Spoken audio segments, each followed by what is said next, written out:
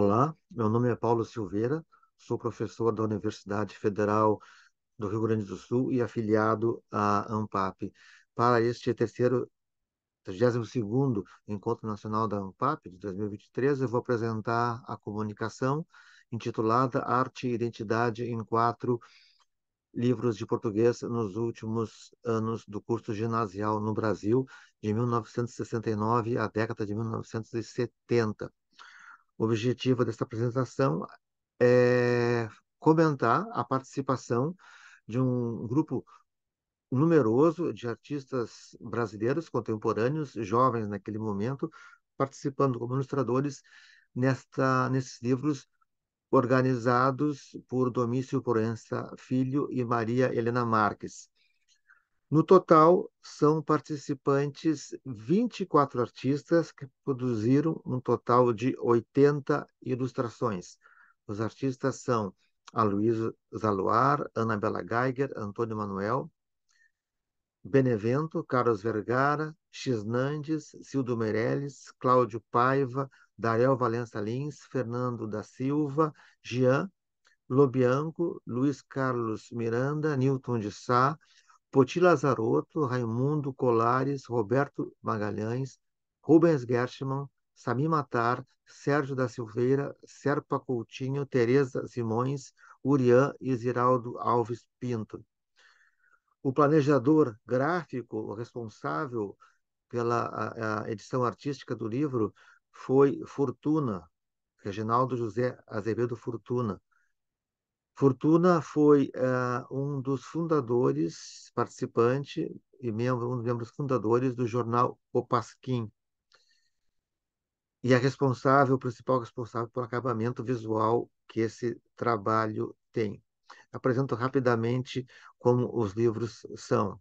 São livros de tamanho regular, com talvez um pouco mais alongado verticalmente, impressão majoritariamente em preta, tinta preta nos textos, com eventuais acréscimos de ciano, magenta ou amarelo, eventualmente alguma cor preparada. Não é possível se afirmar com certeza com relação a isso, né? Cada capítulo do livro tem um texto introdutório, que é um texto importante, relevante para aquilo que será desenvolvido, para a matéria que será desenvolvida. Serão aplicados exercícios, estudadas noções de gramática, né? E também ah, serão esses exercícios, essas noções de gramática serão acompanhadas de textos complementares, formando um conjunto por capítulo. Nesses textos, exercícios, enfim, né, nessas noções de gramática, toda a impressão é praticamente preta, eventualmente com uma segunda cor, com a presença de pequenas ilustrações em alto contraste, que trabalham como se fossem vinhetas. Eventualmente há uma segunda cor, como aqui na terminação verbal, que há ciano, nesses dois fios, também em ciano, né? E também nesses outros dois fios que estão em magenta. Isso é o padrão do miolo do livro, né? Nos interessa especialmente a criação da abertura de cada capítulo, onde estão essas ilustrações coloridas, essas imagens coloridas produzidas por artistas brasileiros. Como exemplo, eu trago alguns, né? O primeiro caso de distribuição é quando o texto é curto, ou seja, quando ele ocupa apenas 2 páginas. Esse texto ele é abraçado pela ilustração. A imagem, a metade esquerda da imagem vem primeiro, depois 2 páginas com o texto e depois a segunda metade da imagem, de forma que o estudante, o jovem, o adolescente que tinha contato com o livro, ele construía mentalmente como é que era a imagem, né, com esse tipo de jogo com o movimentar das páginas, não é? Nenhuma imagem poderia efetivamente ser vista por inteiro, né? Terminado o texto, ao pé nós temos o nome do artista responsável pela imagem. Neste caso, a obra é de Antônio Manuel. Se nós, quando se encontra um trabalho que tem um pouco mais de página, também se segue esse mesmo tipo de padrão. Aqui, para um texto de Clarice Lispector, que tem um pouco mais de volume textual, ou seja, ocupa não duas, mas quatro páginas. Nós temos igualmente a metade da imagem à esquerda, depois uma, duas, três, quatro páginas e na direita a outra metade da imagem. Neste caso específico, então, a imagem foi produzida por Annabella Geiger. Se a gente tem dificuldade de compreender, talvez seja mais fácil utilizar a edição digital e vamos remover essas páginas centrais, páginas textuais, para poder reconstruir, né, uma imagem única da, do trabalho, do desenho, da gravura, né, do trabalho feito pelo artista. Então, aqui o trabalho da Annabella Geiger pode ser visto por inteiro através desse artifício.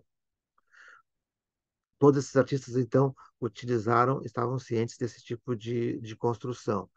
Como exemplo, três casos rapidamente podem ser vistos aqui para o volume 3. Nós temos aqui um caso e um trabalho de Antônio Manuel ilustrando um texto de Miguel Torga. Então, à esquerda, nós temos metade da imagem, depois duas páginas de texto, e depois a segunda metade da imagem. No pé do texto, o nome do artista, Antônio Manuel. Também, nesse caso, nós desaparecemos, utilizamos aquele recurso, nós desaparecemos com a imagem, com as páginas centrais de texto, e através dessa montagem, a gente pode reconstruir a ilustração como um todo. O segundo caso é o de Rubens Getschermann, ilustrando um texto de Carlos Drummond de Andrade, para capítulo 5 deste volume, né? Também a metade esquerda do texto, do, perdão, a metade esquerda da imagem, depois duas páginas de texto, depois a metade direita da imagem. Digitalmente, nós desaparecemos para fins desta comunicação, desaparecemos com a página de texto e podemos visualizar o trabalho do Gershman por inteiro. O terceiro caso é uma ilustração de Cildo Meireles para um texto de Adonias Filho, O Forte. Neste caso, além da assinatura, nós temos a data, 1968, também a metade esquerda da imagem, o texto, duas páginas, e depois a metade direita da imagem. Ao pé do texto está a autoria do trabalho, a autoria da ilustração, né? Também aqui podemos usar os recursos digitais para fazer desaparecer essa página central e assim construir uma visão global da imagem. Esses trabalhos são todos extremamente interessantes. Os artistas são 24, como já dissemos, é, são 80 imagens. Não é possível comentar aqui todas, mas algumas nós podemos, né? Vale dizer que outras informações e detalhamentos podem ser obtidos no artigo publicado nos Anais do Encontro. Faço aqui meu agradecimento ao ANPAP por essa oportunidade e a todos meu muito obrigado.